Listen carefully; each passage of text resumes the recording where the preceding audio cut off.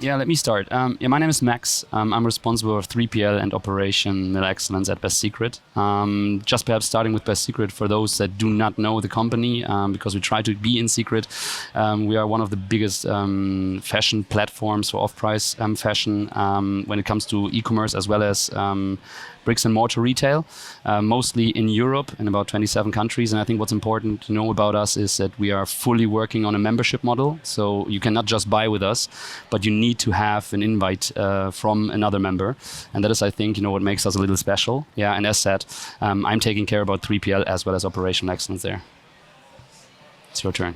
Thank you very much for being on the stage with me, Max, today. It's a real pleasure. So my name is Luca. I'm the CEO of MS Direct.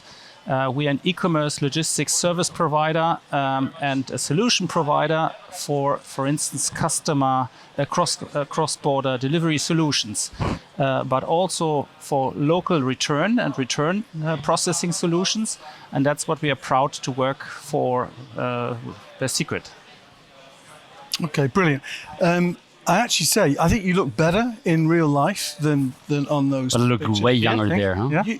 You look way young, but you look much more experienced here. Oh, thank you. This is a man of knowledge Thank and you. experience. That's a young guy who doesn't know what he's doing, but Whoa. he knows what he's doing. Okay, so before we get going, I want to do a quick selfie of you lots. If you can all pretend you're having a great time, let these two ladies sit down. Put these on.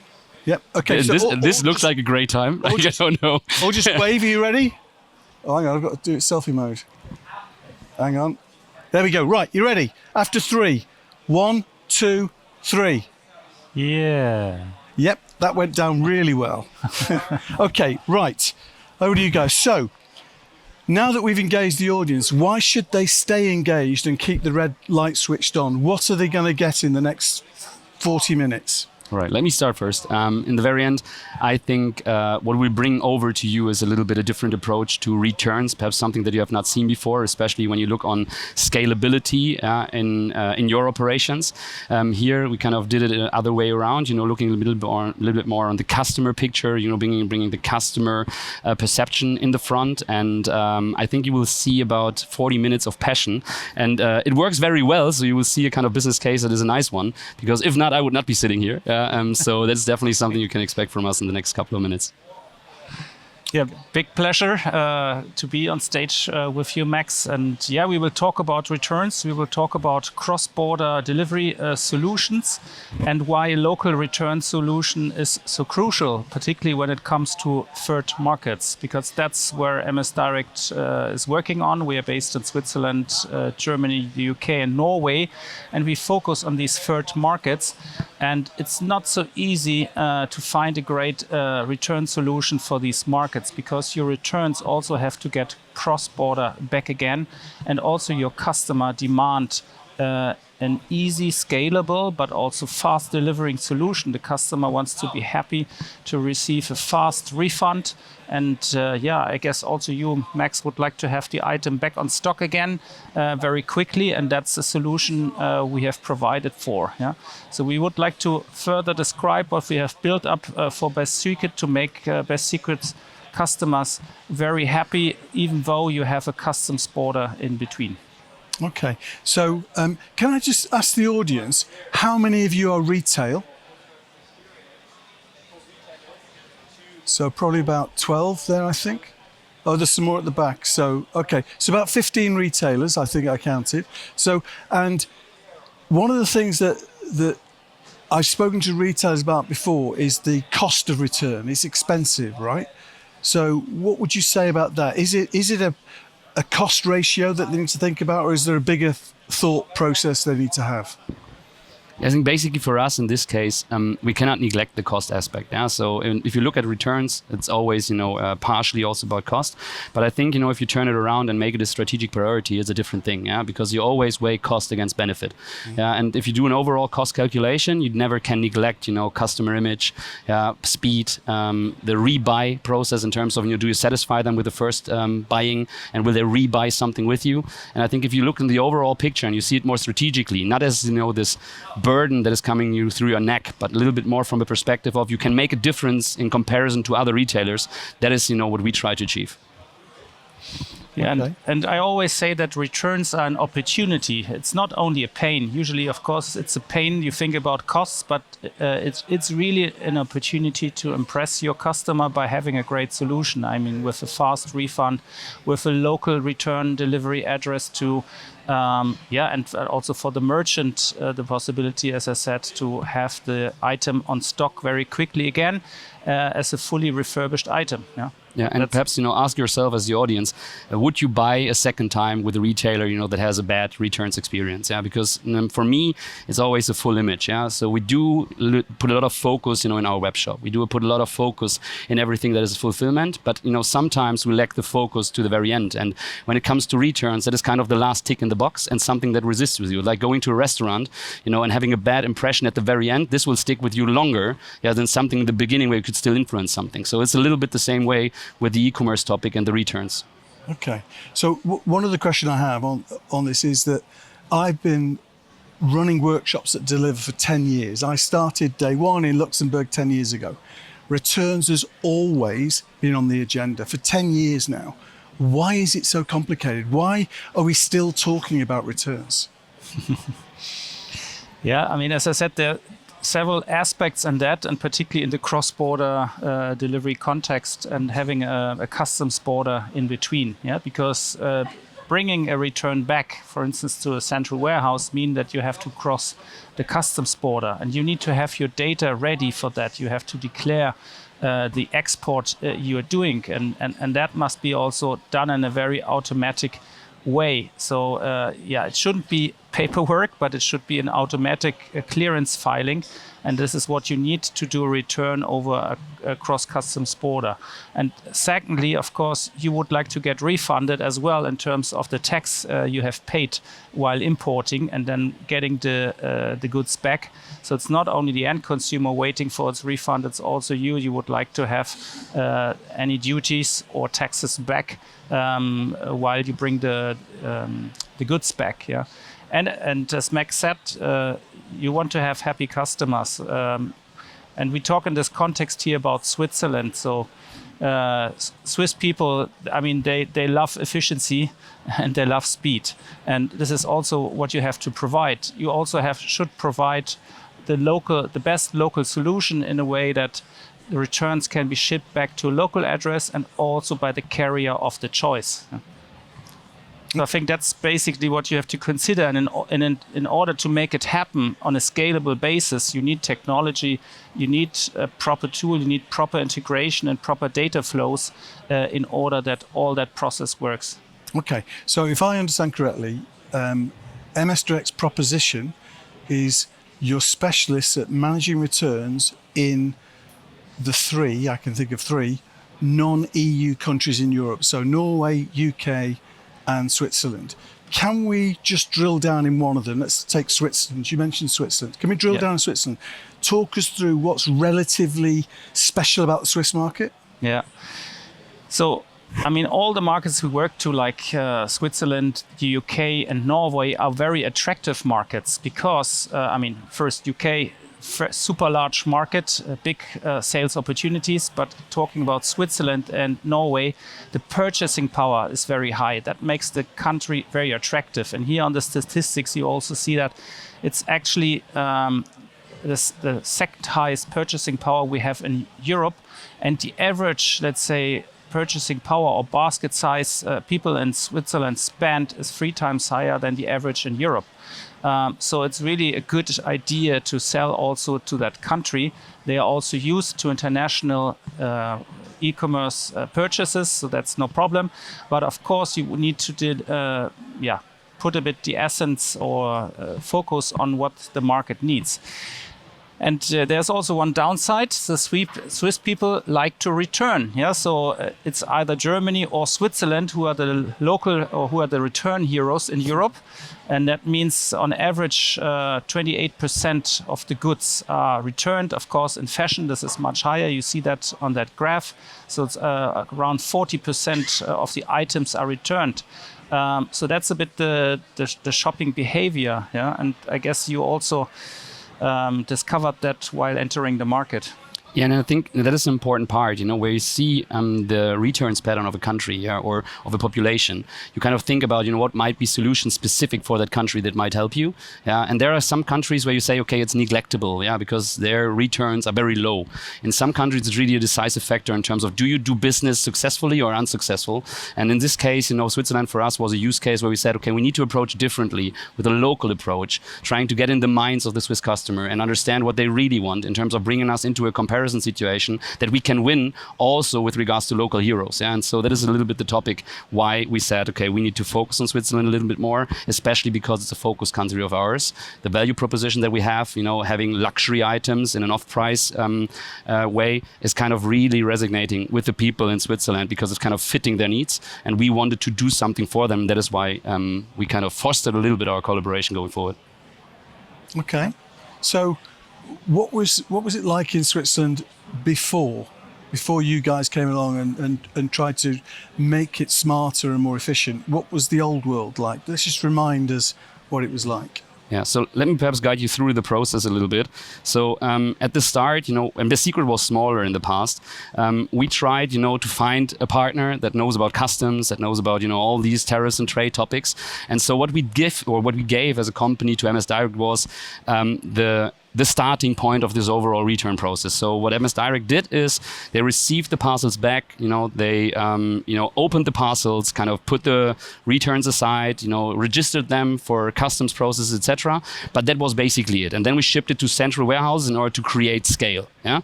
But in the very end, we figured out, and that was my biggest pain, they already had the product in their hands one time. Yeah. Why do we not do more with it? And that is kind of, what we kind of figured out as the pain point in terms of, creating a better process. And the worst things, and the three, I think, biggest pain points we had at the time was, number one, the time we spent on the streets. Yeah. So if you take the products in Switzerland, repack them and bring them somewhere else, you spend a lot of time on the streets, you spend a lot of costs, on that topic. The next one is that while these items are on the street, you cannot clear them so the customers do not get back their money. And the last aspect is then you do not bring them on stock. And especially for BESTSECRET, an off-price retailer, our deepness in stock is not always that we have 100 items of an M shirt of Hugo Boss. Sometimes we just have 50 of a certain size. So it's super important for us to bring this item back on stock so that also Luca can appreciate the nice Boss shirt when I did return it. Yeah. It's a very nice shirt. Thank you. Actually, just wanted to punch that a little bit. Okay. So you mentioned that it's the pain the customers used to experience. Time delay, want their money back, and so on. You also showed some stats there in terms of 40% in fashion. That's a lot, So how do you see that evolving? Is returns going to be, when we're back here in 10 years' time for Deliver 20, do we think we're still going to be talking about this, or do you think we'll have mastered it by then? I think we will still talk about it because e-commerce are a natural part of the e-commerce supply chain. Yeah, I mean, if you don't have the shop to try things on, you have your home to do it, and so people would like to try things out, and particularly in fashion, and see if it fits. Of course, there will be for sure more tools to guide the customer with the sizes, with the style, with an avatar. So I think technology will evolve with that. But e-commerce is growing, and with that also returns will be always there. So it's important to find the best solutions, and this is what we have responded to BESTSECRET's needs into further evolving and developing the process. And that was starting actually with a deeper integration into the systems of BESTSECRET to facilitate the complete process. So not only the so-called light process, or the basic services, what Max described before, but going also into the clarification cases, going also into the refurbishment process, what means light cleaning, it means folding, it means repackaging. Yeah, so that once the goods have arrived and have been processed at our warehouse, they are already ready for customs declaration, they're ready for refund, they're ready for restocking the items. So this is all happening instantly, locally, and this is a much faster solution. But as I said, for that you need all the proper technology, and I guess Max can also, or we can describe better what happens step by step, what we do as a service. So this is your current process. Exactly. That we're seeing up here. Yes. So if I understand this correctly, let me see if I can explain to you how your process works. Please. Right? So let's say there's a return from Switzerland and it's an intra-Switzerland return. So it's being returned to a warehouse facility in Switzerland. So local return, you identify it through customer service, through software, local return. Can we just go back to the process? We just wanted to make it harder for you. Yeah, I know. Thank you for that. Okay. And then you do a quality check, make sure it's not damaged or, shrunk in the wash or anything like that. And then you refurbish it and it goes back into the Swiss warehouse. So it doesn't go through customs processes. It goes back to the local facility where it's resold in the Swiss market. Now we need to stop you. No, I've got it wrong. That would be the next step potentially.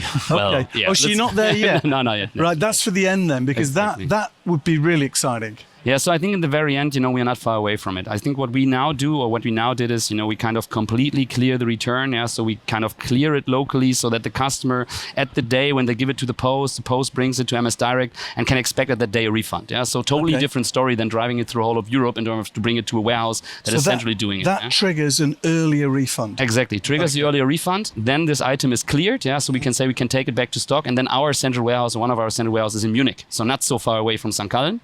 Yeah, so it's not Switzerland yet, but in the very end, a very good place to be in order to have a fast return on stock. And our items can then be resold, in about these 2 to 3 days that we need in terms of bringing it back to this warehouse. Okay, so at the moment it crosses the border, goes into Munich, and then you do the customs adjustments. That is all happening in parallel. All that happens, so the data and physical flow happen at the same time. Exactly. Yes. Okay, and then it goes back into stock, so it can be sold again. Exactly. Yeah. Okay, we'll come back to the intra-Switzerland one at the end, if that's okay, because I think that's really exciting. That could be the outlook, but of course we're always in fashion. It's in fast fashion, so you need to sell quick again the item to the country. Do you want to go to the next slide where you talk about specific? Yeah, I mean, you described the process, but it's at the end we are receiving the items at our local address. That's the first step, and we scan, they open the parcel and we scan, and that's the first, of course, point of action. So that's really about the validating the article, and it's a quantity check. Yeah, that's the first step. And by the way, this is how it looks like in St. Gallen at our facility. So clearly branded with BESTSECRET. And in addition to the quantity check, we do this quality check. Yeah, so we see if the articles are in good shape. And we also classify them. That's then the next step of what we call grading into A, B, C, D, according to what Max and the team give us as requirements or SOPs. So what is an A item, what is a B item, etc. A means usually we can, it's something which can be resold immediately, right? So we just do some folding and repackaging, and then it's ready for resale again. And then B could be with some little defects Exactly. So and where we also apply light cleaning tasks, or there might be also clarification cases. What that means, here you see a bit how the systems works, but by the way, that's a system we have developed by ourselves based on all our experience and also to support the warehouse clerk in the whole process that he's guided. So it's a very guided and intuitive process he goes through. And sometimes we have these funny cases. Of course, we have these clarification cases, and this can be anything from, a claim from a customer. So it's maybe the wrong article I received, or it's the article is not in good shape. I mean, it can be really everything. Yeah, I mean, just take an example. So you are at home. Unfortunately, you did not just buy with BESTSECRET, but you also decided for one of our competitors. I was crazy enough to do that. I know, and then you switched the packages. And that could be, for example, a clearance case because it's an article we never had in stock. Okay. Now we figure out it's perhaps from the Big Z or something else. So that is a little bit where we now try to distinguish the quality be already at the starting point, at the country of origin, because that gives us faster response to customers. Because it could be that you have then, sent our package back to the other company. Okay. So we should inform you that you now have switched packages, as an example. And this, in the past, would have happened about 6 days after your returns. Now it happens immediately, and you're contacted by people of your country that know, the local circumstances and can directly clarify. Okay. Yeah. Can I ask you a question, Luca? Is that's like a full solution you have there? Yeah. Can a retailer choose part of that? Right. Of course. So which you've obviously got more than one client. So you went for the first full version? I'll come to that in a second. But what bits do people leave out? And if they want a slightly more economic one? I show you that also in a second, but let me also add two funny stories about what can happen when you return a parcel. So you find sometimes the most funny things in the boxes of returns. Yeah, so it could be an empty pizza box. Yeah, but sometimes it's also even we once found a mobile phone in a parcel. So someone was sending out the item and they just they forgot to. I mean, they placed the mobile in the box and forgot to take it out before closing, and then we got the requests, or we got this mobile phone, what to do. So we had to clarify the situation. Or we also had a key once in the return box, and funny things which you need then to find out with the customer service of BESTSECRET. Again, all going through in a tool, through technology. We are taking pictures. We are sending through this tool the messages to the customer service desk, and this is then all sorted out with the client. But you ask for the different process steps. So we have, when it comes to returns processing, different products or subcategories. We have our so-called light product, which is about receiving and checking the quantity and transmitting that information. And the ones who would like to have more of the service, this is about the grading, what I said. This is the pro in the middle. That's the pro. So based on the requirements of the client, we can say, okay, it's an A, B, C, or D item. And and last but not least, we go into this refurbish product. So once the customer would like to refurbish locally, what BESTSECRET has decided is for them the best solution. So not to do it at a central warehouse, but to do it right away at the first point of contact where the returns were received. Yeah. Okay. So which one did you go for? We are the pro. You're the pro in the middle. Okay. So why did you choose pro? So in the very end, we tried to get the best of both worlds. Yeah. So number one, we wanted to have definitely, still the light, concept in place, but we wanted to go the next step. As it says here, we wanted to have a sorting taking place. We wanted to have clarifications being clarified in the country of origin. We wanted, to have a check by the employees to have a direct resale proposition. But then we also said we have a big refurbishment center as BESTSECRET. Yeah. When it comes to real hard refurbishment, so sticking a knot or something, or cleaning a shoe, hard cleaning, or ozone cleaning when it comes to best use, etc. We just wanted to keep that, as a central topic, and gave, as we said, I would say the majority of returns to MS Direct in the Pro case, and the refurbishment part we kept for what we have as a refurbishment center, because we knew that these people already do a great job on this one. What happens to the C and D goods, the ones that are maybe damaged or not fit to resell? What do you do with that? Yeah, so I think it depends on whom you talk to, but especially as BESTSECRET, we try to not throw away anything. So that is why I said in the beginning, we are an off-price fashion retailer e-commerce, where we just say A products, but we also have bricks and mortar enterprise, meaning we have 5 stores. Mm-hmm. Some of them are really D and C item focused. Yeah, D not so much, because it is really items where you have blood on it, or a lot of sweat, and you can not take it off. That is something that you cannot prevent to happen, but that is something that at the very end, unfortunately, will go out of the overall system. But when it comes to C items, we resell them. Yeah, so we sell them in the stores, and especially thereby, make people happy that are very good in knitting, etc., and there, can recreate an A good. Yeah. So that is happening. You'll sell that at a lower price, a discount. Yeah, exactly. Okay. Yeah. And I would say about 99.8% of our stock is going to the customers.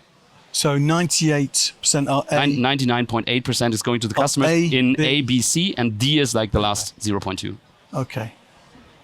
Right. So what's your next slide? I think we talked about the clarification cases already. Oh, yeah. And here also the warehouse clerk is really supported by the system and guided by the system, and different kind of clarification cases are categorized there. So as I said, it's a guided process in the system. So that we don't leave it up, but it's really something automated and sorted. And so once we have completed the process of returns, of course we prepare the customs clearance. So all data is consolidated for the export clearance, and all data is also sent into the tax declaration, or when we ask for the refund. So we take care of that process for our clients. Okay. Can I ask the audience a question for a moment now? So these are all the guys with the red headsets on. If you're a retailer, do you currently ship or sell your products in Switzerland, Norway or UK? Can you just put your hands up if you Switzerland, Norway and UK? Okay, right. Those that didn't put their hand up, would you like to ship to Switzerland, Norway or the UK, but don't currently? Anybody? No? Okay. So I think 6 or 7 of you that ship to Norway, have you got any questions you'd like to ask these guys? Do you use these guys, or do you use... You do? You don't? Would you like to? Do you have a question? Awesome. Brilliant. Right, I'm just going to chuck it to you. Be careful. This is very heavy. Good shot. Yeah, almost. Okay. Yeah, just ask your question. Do you hear me? Yes. Okay. We use a different partner. Hold it right up to your mouth. Okay. We use a different partner for the same flow, and we use this for Switzerland, UK, and Turkey. We are not using it for Norway because the market for us is really low volume. Mm-hmm. And so the question was if you are using this flow even in other countries or except for these non-UA countries. Mm. So I think it goes to me, huh? So now it's like we specifically decided for cross-border actions to go locally, because we thought, especially with the country size for us as a business, it was important to do it locally. Number 2, for us, this cross-border topic was always a topic, and for every other European country. So in this case, the European countries, so the 26 other countries we have in our portfolio, we do a central returns hub. We follow the same process steps, but we do not have the custom clearance in between.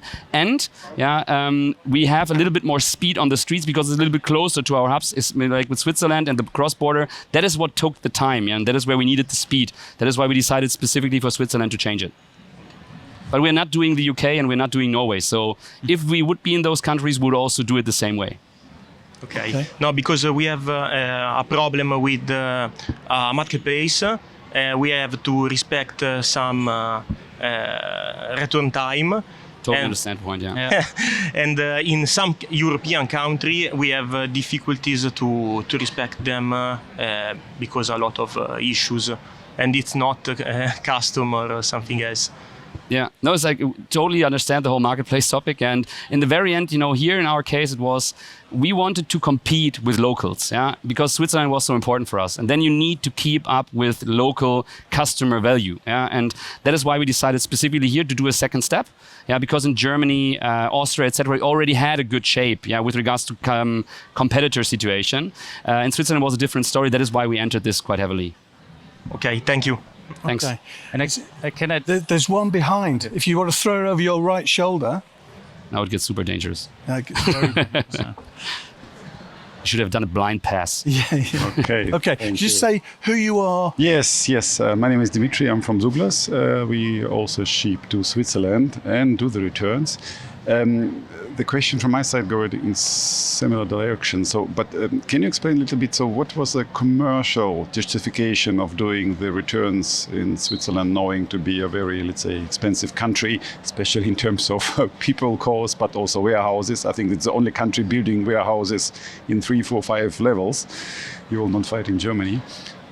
Yeah, of course. I mean, It's a very good question, because when I first came up with the idea to intensify our efforts, also my boss said, "You are crazy." Yeah, because of course, being very honest, Switzerland is a quite expensive country. Yeah, but if you just look at specific costs, you will exactly underline that statement. But if you look at the overall cost situation that you face, having a central European returns hub, having a lot of time on the streets, seeing transport prices rising, as well as these rebuying quotas of customers that really feel valued versus the ones that need to wait about 10 days for their reimbursement, you figure out that the overall cost calculation is a benefit for you. And just to give some numbers, we, for example, halved our reimbursement time for customer. We halved our time of TTO, meaning time to online, and thereby recreate sales faster. And for us, I don't know how it resonates with you, but we have a very stupid concept. This means 2/3 of our returns are fast movers. Yeah, that is what we see. So it means bringing them back to stock. Brings us money, and this being waiting somewhere on the streets or somewhere on the border is really hurting us a lot, because we do not have, as I said before, this Hugo Boss shirt white in 100 in terms of deepness in product stock. We just have perhaps 5 of them and we want to sell them fast, to clear up stock. And that is why we decided we need to speed up that process, to not spend so much time on the streets, not spend so much time in the different process steps among different warehouses. And that overall created a good business case. So what we did not do, we did not just add a service. We in the very end try to build a business case that is doing something for us as a business, but also for the customer in terms of value. And just these two work together, because if you just see the cost, perhaps it would not be taken into favor, the discussion and decision. Thank you. Maybe just Second question, go. Yeah, so same direction. So reimbursement to customer. Have you ever thought about reimbursing them straight after they ship? Yeah. We have thought about that. Now there comes the luxury piece in. So usually the items we sell are quite high priced, meaning there's a lot of trust we need to give to our members. Yeah, and I would say that in specific countries it's okay to do that. In others it's not. So we're trying we're trying to localize it. And in this case, having about 40% returns, as you have just seen on the slide, especially in fashion, we are not, trying to reimburse them before, because the time we will afterwards spend, when there, for example, is a clarification case, etc., will hurt us more than doing a right process on a step-by-step basis and tick the box off in a fine manner. And then for us, it means you bring it to the post, it comes to MS Direct, and on a second day you have your reimbursement. So also the value of directly reimbursement when you go to the post office is not really there. We talk about 1 day of difference in the whole processing time. So sending the parcel out, we receive it, we scan it, we check it. So that's 1 or 2 working days, and then we are sure that you refund with good conscience. Yeah, but your question is great, because the perception that you brought in with Switzerland being expensive and so on is exactly what we also had. But I think that is why the presentation is quite special, because you in this case localize it and then figure out there's different things that can add to the value and the value proposition that afterwards the case makes sense. Yeah, and that is, I think, how you need to approach it in order to really make a big picture. And thanks to our technology and guided and very efficient process, we also have had a very good offer to Of course. I would not be sitting here if not. Great. Are you done? Yeah? Okay.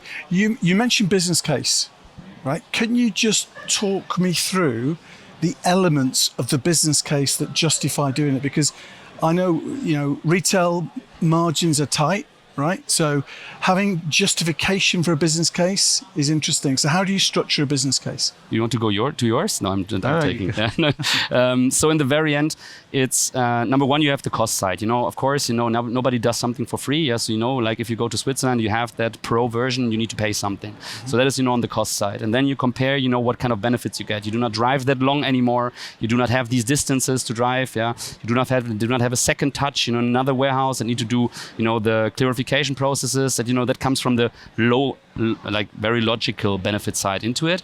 And then you look on, how much is your resale quota on fast movers, and you see, if there's 10 days on the streets, you lose that much money, if it's so you try to calculate certain factors, because in the very end everything is calculatable. It's a little bit harder there because sometimes it's indirect benefits, and the last thing is really about the reimbursement. So when we did, customer surveys in the different countries, we figured out that especially for Switzerland, that was a big topic, and especially for us, it was hurtful because Switzerland is one of our our biggest countries, we operate in, and we had about 10 days, that we needed to take care about returns. And holding money for 10 days of you or me would hurt us, because if you have spent about 1,000 euros with us and we hold 500 of it, or even the 1,000, that is hurtful. And that is why we wanted to speed this up. And by this, we figured out that if we are faster in that and we can compete with our competitors on that specific aspect in order to fulfill our value proposition, we make more sales. And if you bring that all into one bowl, shake it a little bit, you see that it's totally sensible to do so. And have you got conclusive proof that let's say your customer satisfaction score before and after? Can you share the two scores? Yeah, so no, but no, it's like in the very end, what we try to measure it on a weekly basis, and we directly know when we switched the service. We figured, for example, out that the reimbursement time, as I said, halved. So now we reimburse in about 2.5 days, basically. Before it was 5 to sometimes 10, depending on if you look at a clearance case or no clearance case. Right. That directly had also an effect on what we call CSAT. And it moved also upwards. So we saw that Switzerland, where we now changed the service in comparison to everybody else, where we stayed to the same level, moved up the chain. So we could see that everything we did was really, paying out for the customer, and they were feeling it. And that is, for me, the best explanation why it was successful, because it's a change that was felt by the customer, that we can measure. And in the very end, we see it also in terms of money. My microphone's gone. Okay. So, can I ask a question to the retailers? Is there anybody who's struggling with the business case at the moment? No, it's all clear? Yeah? Okay, good. Sure. It was mentioned to the gentleman there in the middle, Turkey. Yeah. Is Turkey a market you guys will look at? Not yet on the roadmap, but for sure a good market to evaluate, and let's talk further. I speak a little of Turkish, so maybe that's a good opportunity then to explore now.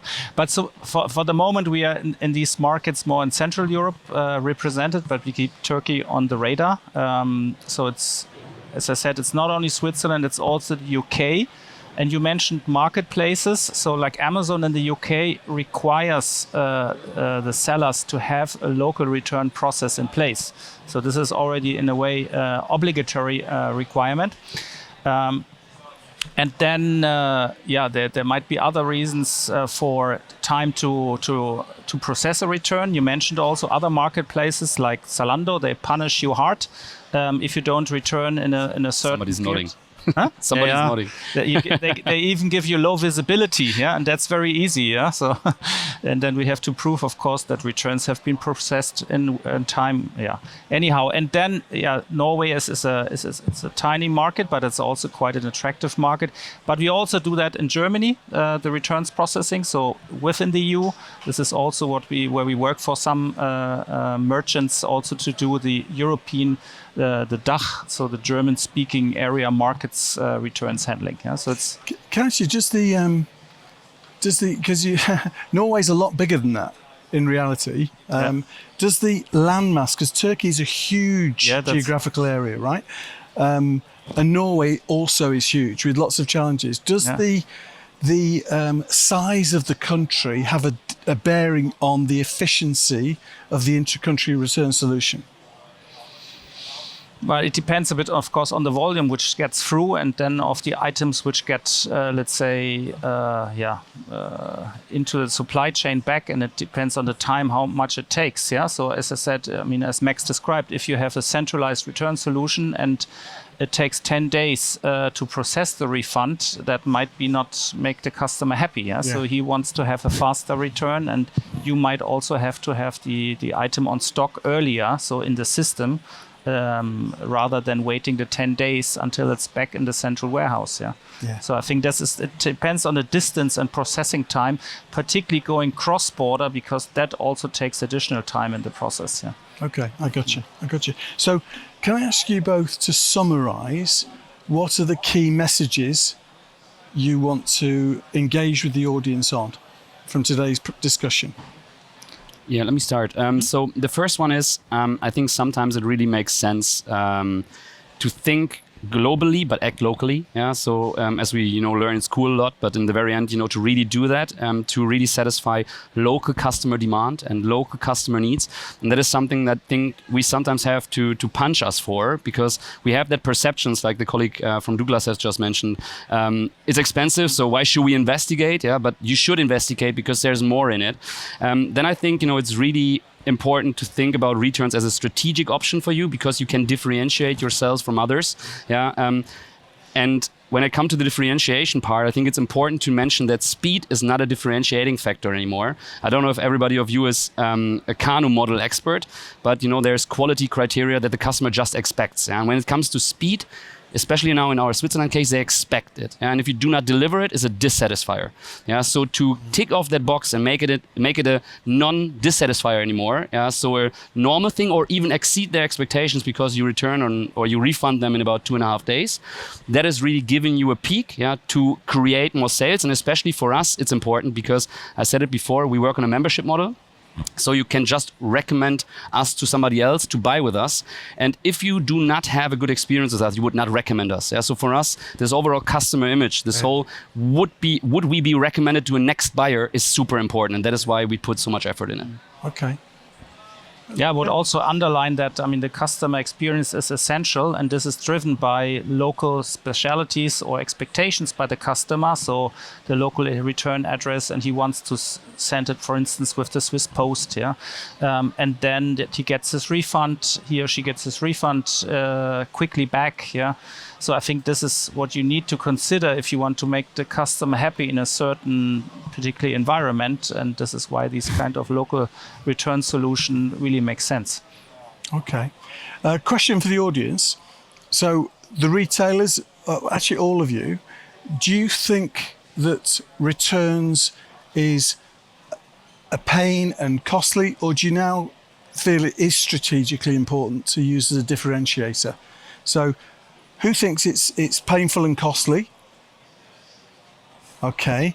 Who thinks it should be, it is a strategic enabler? It's a differentiator. You can put your hands up. Yeah? Hands up. Pretty much most people, everybody's smiling, so I think they agree with us. Okay. So, and you guys, obviously, it's a strategic enabler. So, what advice would you give to a member of the audience now who's thinking about maybe I should come and visit you guys and have a chat? What advice should you give them? What makes the perfect client for you? I'm going to ask Luca first, and then we'll come to you. Someone who has really a need to have a great product, a great customer experience going across a customs border. This is exactly the perfect talk we can have, because in addition to the whole return solution, we support you with the custom solution, we support you with the shipment, so with the line haul and last mile operation. We facilitate the tax representation. So it's a complete service suite what we offer when it comes to cross customs border shipments to these 3 countries mentioned, and maybe in future then to Turkey as well. Yeah, and I just wanted to do a recommendation. What you just said, try to talk to experts. That is what we did. Yeah, we as BESTSECRET, we are not tax professionals. Yeah, and we are logisticians, yes, but we're also not Switzerland professionals. Yeah, we try to cater on all Europe. So it's good to have somebody like Luca and his team to talk to them and just figure out if that's an option for you with your customer portfolio, with your kind of approach and your customer value proposition. And so that's my recommendation at the very end. Okay, thanks. That's brilliant. Now, the gentleman who asked the question about Turkey, so are you going to visit them on their stand and have a chat with them? Yeah, I think you should. And I think you should take the opportunity to grill him about Turkey, because clearly he knows the Turkish market, right? Yeah. Okay. First of all, guys, we're coming to the last 30 seconds. So I want to thank you for your attention, your engagement, and the questions that you asked. Thank you so much. I also want to thank Luca and Max. Amazing. Well done. Thank you for your contribution. And this session is over. Thank you so much. Thank you for being such a brilliant moderator, John. Thanks a lot.